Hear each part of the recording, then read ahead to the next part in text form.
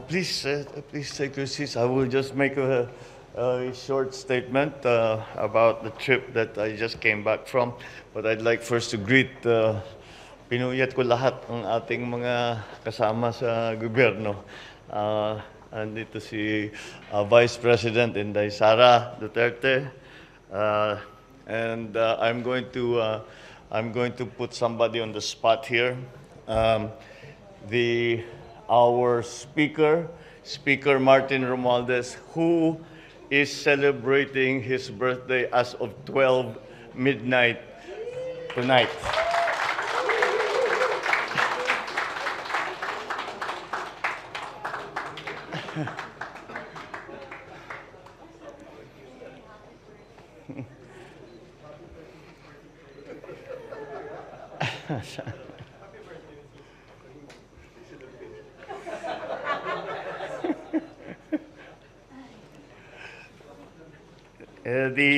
The members of the cabinet who are here, this is, well, you see Secretary Ricky is looking a little tired. He's been working terribly hard. Wala nang tulugan.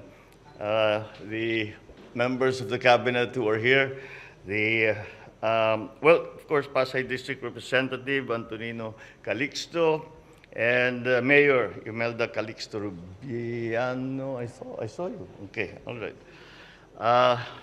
Armed Forces of the Philippines Chief of Staff, Lieutenant General Bartolome Bacaro, the Philippine National Chief General Rodolfo Asurin Jr., fellow workers in government, ladies and gentlemen, good morning. I am pleased to report that my visit to Cambodia for the 40th and 41st ASEAN Summit was successful. Just tonight, before we left Phnom Penh, we met with the members of the Filipino community in Cambodia as the last event of the visit there. I was honored to meet them, and I thank them for their efforts and contribution to our nation's progress and development, as well as that of Cambodia's, because they have been lauded by even the Prime Minister Hun Sen as part of the reconstruction of Cambodia. The Filipinos played a very large part. Of course, I updated them on what is happening in the country right now, the programs, the policies of our administration. And before that, I participated in the 40th and 41st ASEAN Summits and the related summits. For me, it was a very interesting experience because it's the first one that I've been to. I've been to ASEAN Summits before, but certainly not as president.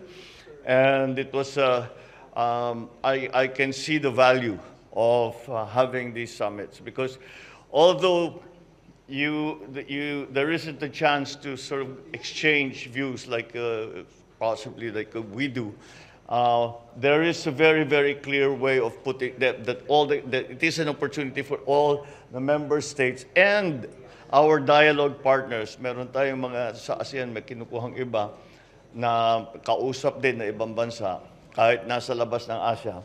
At lahat yan, and they to give their positions, which gives you a very good idea of where things stand, what are the concerns, what is the situation in other places, and all that. And tayo, sa Pilipinas, we also got the opportunity to put forward our position, our plans, and to find ways where we can help each other, where we can coordinate, and all that. I think it was quite gratifying to see that there was a very large area of consensus amongst the ASEAN member states. Ganun pare-pareho kasi sa atin, yung food supply, presyo ng fertilizer, presyo ng langis, yun ang inaalala, supply side problems. Parehong-pareho sa atin. Kaya, at saka, bukod pa doon, ay merong nagkakaunawaan lahat ng member states na hindi kaya ng mag-isa. Kailangan magsama-sama, magtulungan. And so that is I think, the most important takeaway from this trip for the ASEAN Summit. And then there were related summits where I met not only with my fellow ASEAN leaders, we discussed ASEAN community building efforts, pressing regional concerns and issues.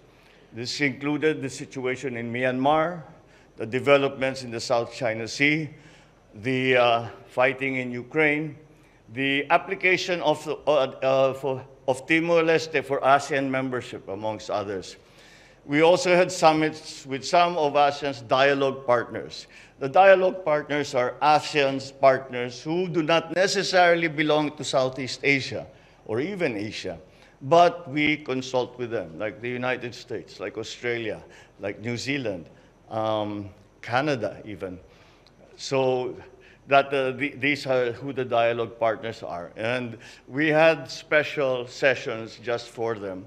And we reviewed the progress of our relations so far and the initiatives and projects under ASEAN-led mechanisms. There was an exploration of possible new areas of cooperation. With our dialogue partners, we exchanged views, regional and international issues. We participated in a global dialogue, which happened this morning, with regional international organizations and discussed collaborative efforts on a comprehensive post-COVID-19 economic recovery. Andun yung IMF, Klaus Schwab was there. The Chinese professor who gave us a briefing on food supply.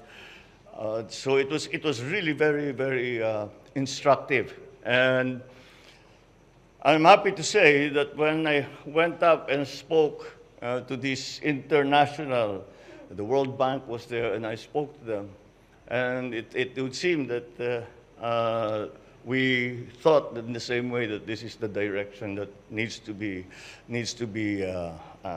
trod, because that's the way that will bring us to a better economic condition. So in all these meetings, I articulated our national interest and our commitment to working with ASEAN, our dialogue partners, to find common ground to address the issues affecting our region and to strengthen cooperation.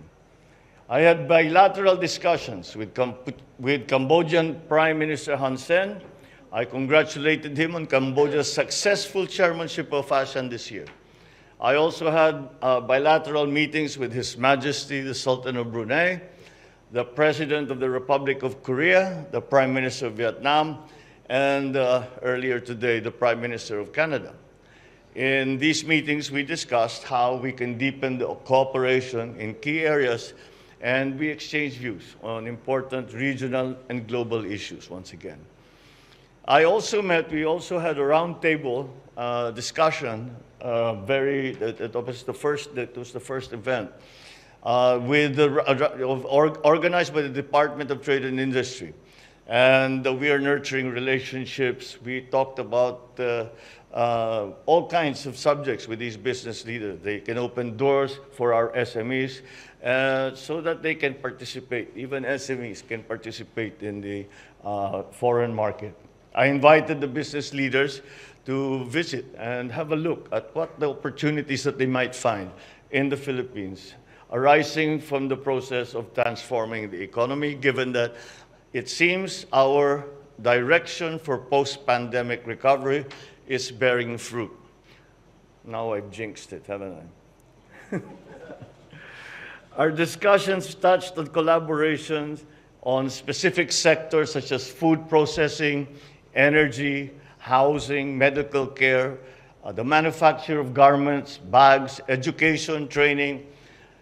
We constantly came back to the subject of food security, to see where the private sector can contribute on ensuring that we have a sufficient food supply at prices that ordinary Filipinos can afford. I wish to thank all our cabinet ministers, kasama natin si Secretary Ricky, Secretary Erwin, Secretary Nides. They were quite overworked. throughout the whole time, but that's what it takes to have a fruitful time in our summit with the ASEAN. Our secretaries were ably represented their respective sectors during the summits, and the Philippine Embassy in Phnom Penh, I'd like to thank them as well for all the work that they put in to lay the groundwork and to support us while we were there. I thank also the Cambodian government because they extended a very warm welcome and exhibited some very fine hospitality to the Philippine delegation. We look forward now to working with Indonesia as they are the incoming chair of ASEAN next year. Maraming salamat po, magandang gabi po sa inyong lahat, at mabuhay po ang Pilipinas.